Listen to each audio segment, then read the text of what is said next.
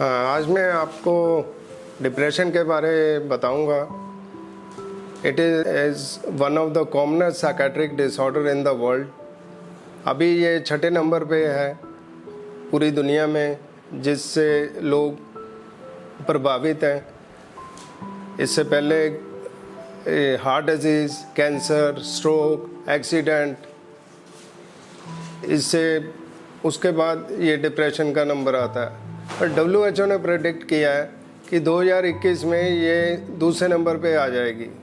सो आप जान सकते हो कि डे बाय डे डिप्रेशन के केसेस कितने बढ़ रहे हैं। आप लोगों को डिप्रेशन के लक्षण के बारे जानना बहुत ज़रूरी है, क्योंकि अगर इसका इलाज नहीं होता तो suicidal thought is one of the symptom of depression. Suicidal thought इस बीमारी का लक्षण है। 10% लोग जो डिप्रेशन से प्रभावित हैं वो सुसाइड जैसी घातक बीमारी का रूप धारण कर लेते हैं। तो इसलिए डिप्रेशन को ट्रीट करना और इसके लक्षण को पहचानना बहुत ज़रूरी है।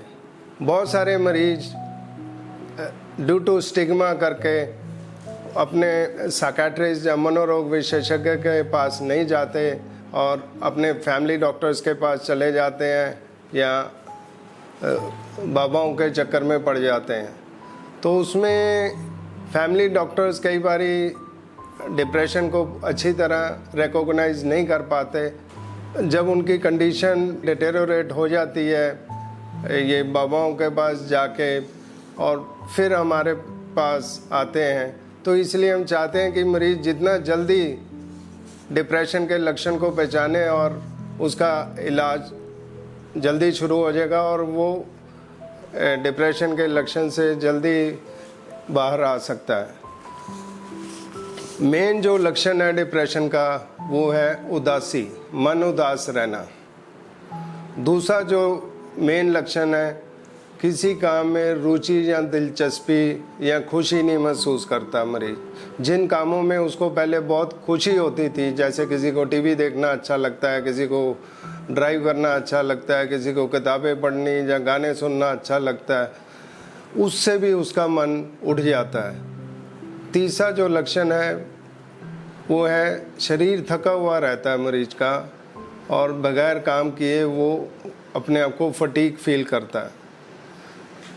बाकी जो अन्य लक्षण हैं उसमें उसका आत्मविश्वास कम हो जाता है, कंसंट्रेशन लेवल मरीज का कम हो जाएगा, उसकी भूख बिगड़ जाएगी, उसकी नींद बिगड़ जाएगी, उसको आने वाला समय बहुत अच्छा नहीं लगेगा, उसमें अंधेरा लगेगा और कई बारी उसे ऐसा महसूस होता है कि ज़िंदगी बेकार सी हो गई है, इससे अच्छा मर जाना अच्छा है। वर्थलेस फीलिंग हो जाती है और कई बारी गिल्ट फीलिंग भी आ जाती है। वो छोटे छोटे कामों में अपने को ही दोषी मानने लग जाता है। Main symptom of depression is sad mood, loss of interest and enjoyment from pleasurable activities, reduced energy leading to increased fatigability. Other symptoms of depression include lack of confidence, lack of concentration, bleak and pessimistic views of future, ideas of worthlessness, that life is not worth living, feeling of guilt, suicidal ideation. So these all are symptoms of depression. अगर किसी भी मरीज को इस तरह के लक्षण पिछले 2 हफ्ते से हो रहे हैं तो उस मरीज को हम डिप्रेशन डायग्नोज कर लेते हैं। Depression is mood disorder. बहुत सारे मरीज क्या है कि साइकियाट्री में या मनोरोग में कोई भी बीमारी होती है तो वो उसको डिप्रेशन बना देते हैं। डिप्रेशन एक मूड डिसऑर्डर है जिससे हमारे ब्रेन के अंदर न्यूरोट्रांसमीटर और chemicals they control our thoughts and emotion and behaviour. तो उनका इम्बैलेंस हो जाता है जब हम बहुत ज़्यादा कोई सोच कर लेते हैं तो उसकी वजह से ये मरीज डिप्रेशन में चले जाता है। अगर किसी भी depending on severity of this symptom, जो लक्षण मैंने डिप्रेशन के बताए हैं उनकी सिविरिटी कितनी है, फिर हम कैटेगराइज कर देते हैं पेशेंट को कि ये माइल्ड डिप्रेशन है, मॉडरेट है या सिवियर डिप्रेशन है। माइल्ड डिप्रेशन में कई बार मरीज को हम काउंसलिंग से ही ठीक कर देते हैं। मॉडरेट और सिवियर में मरीज को मेडिसिन्स की, काउंसलिंग की ज़रूरत पड़ती है, जिसके लिए उसको मनोरोग विशेषज्ञ के पास जाकर अपना ट्रीटमेंट कराना चाहिए। माइल्ड डिप्रेशन में दिनचर्या के कार्य में मरीज को बहुत ज़्यादा दिक्कत नहीं होती, वो कर सकता है। लेकिन मॉडरेट और सीवियर डिप्रेशन में उसका आत्मविश्वास, कंसंट्रेशन लेवल बहुत कम हो जाता है, फटीग हो जाती है, काम में रुचि, दिलचस्पी नहीं रहती, खुशी नहीं महसूस करता है, इसलिए उसको दिनचर्या के कार्य में करने में काफ़ी दिक्कत आती है। तो कई बारी हम उस मरीज को रेस्ट भी एडवाइस कर देते हैं कि पहले आप अपना इलाज कराएं, तभी आप अपने दिनचर्या के कार्य में कर पाओगे। आप हेल्थ की क्या डेफिनेशन है? हेल्थ की डेफिनेशन है कि अगर मरीज शारीरिक रूप से स्वस्थ है या मानसिक रूप से स्वस्थ है, उसी को हम हेल्दी पर्सन कहेंगे। अगर मरीज शारीरिक रूप से स्वस्थ है लेकिन मानसिक रूप से स्वस्थ नहीं है, तो उस व्यक्ति को हम हेल्दी पर्सन नहीं कह सकते। तो इसलिए मानसिक रूप से स्वस्थ होना भी बहुत ज़रूरी है। और नेगेटिव थिंकिंग मरीज की बढ़ जाती है डिप्रेशन में, इसलिए क्योंकि सुसाइडल थॉट एक इसका लक्षण है। हम चाहते हैं कि कोई भी मरीज इन लक्षणों को पहचाने। अगर किसी को उसके घर में किसी फैमिली मेम्बर्स को, उसके फ्रेंड सर्कल में किसी को हो रहा है, तो वो तुरंत डॉक्टर के पास, मनोचिकित्सक के पास जाकर अपना इलाज कराएं। उससे क्या है, उसकी क्वालिटी ऑफ लाइफ मरीज की इम्प्रूव हो जाएगी और बहुत जल्दी मरीज डिप्रेशन से बाहर आ जाएगा। हम आपको बताते हैं कि कारण कुछ भी हो सकता है डिप्रेशन का। हो सकता है फैमिली हिस्ट्री हो डिप्रेशन की, हेरिडिटरी कारण भी रहता है। कई बार फाइनेंशियल प्रॉब्लम की वजह से मरीज डिप्रेशन में चले जाता है, फाइनेंशियल लॉस हो जाता है उसको। तो हो सकता है कि वो रिलेशनशिप प्रॉब्लम हो पेरेंट्स में या बच्चों में, या बच्चों की पेरेंट्स के साथ, तो उसकी वजह से भी डिप्रेशन में जा सकता है।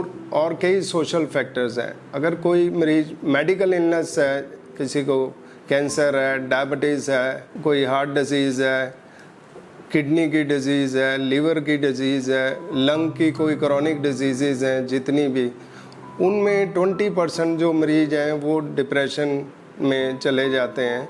तो उनमें भी risk of depression is very high in such patient, those who are suffering from chronic medical illnesses। क्योंकि वो दवाइयाँ खा खा के मरीज तंग आ जाते हैं मेडिकल इलनेस की वजह से, तो इसलिए उनको भी अगर उदासी हो रही है, किसी काम में रुचि, दिलचस्पी नहीं हो रही, या नींद में दिक्कत आ रही है, तो वो भी मनोचिकित्सक से के पास जाकर अपना ट्रीटमेंट करा सकते हैं। रही बात ट्रीटमेंट की, इसमें ट्रीटमेंट जो है हम काउंसलिंग सेशन करते हैं, कॉग्निटिव बिहेवियर थेरेपी। उसमें मरीज को कहते हैं कैसे इमोशंस को, थॉट को, सिचुएशंस को कंट्रोल करना है, जिससे आप एंजाइटी या डिप्रेशन में चले जाते हो। तो प्रॉपर काउंसलिंग सेशन करते हैं। उसको स्लीप हाइजीन अप्रोच बताई जाती है कि स्लीप को कैसे इम्प्रूव करना है। उसमें मरीज को अपना सोने का टाइम, उठने का टाइम फिक्स कर लेना चाहिए। डे टाइम स्लीप अवॉइड करनी चाहिए अगर रात को नींद आने में दिक्कत आती है। Tea, coffee, cold drink late in the evening avoid करनी चाहिए। जितनी भी ये कैफिनेटेड ड्रिंक्स हैं, ये इंसोम्निया करती है, नींद को नहीं आने देती, तो ये शाम को 7 बजे के बाद अवॉइड करना चाहिए। लेट नाइट डिनर अवॉइड करना चाहिए। सोने से 1 घंटा पहले टीवी, कंप्यूटर, मोबाइल बंद कर देना चाहिए। और कोई भी वरी अगर मरीज को है, वो दिन में सोच ले, एक बार बेड पे चल जाता है, तो उस टाइम नहीं उसको वरी लेके आनी। इसके अलावा फिज़िकल एक्टिविटी हम एडवाइस करते हैं मरीज को कि वो रेगुलर करे। योगा, मेडिटेशन, एक्सरसाइज, कोई गेम खेले, कोई वॉक करे, minimum ½ an hour to 40 minutes. उससे क्या है कि while doing physical activity body में stress releasing hormone endorphin release होता है, जो डे टू डे जो स्ट्रेस होता है उससे काफ़ी पेशेंट को रिलीफ मिलती है, बॉडी को माइंड को रिलैक्सेशन मिलती है। तो ये करने से एक पेशेंट हर किसी को वेल बीइंग की फीलिंग आती है, एक सुकून मिलता है कि मैं स्वस्थ हूँ।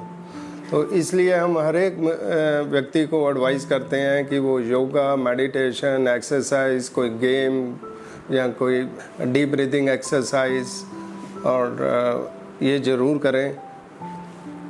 डाइट अच्छी लेनी चाहिए, इसमें न्यूट्रिशियस बैलेंस डाइट होनी चाहिए, मोर green vegetables, fruit, salad, plenty of fluid. और पेशेंट को कई वर्कलोड की वजह से बहुत ज़्यादा डिप्रेशन में चल जाते हैं, उनके लिए ख़ास तौर उनको टाइम मैनेजमेंट करना बहुत ज़रूरी है।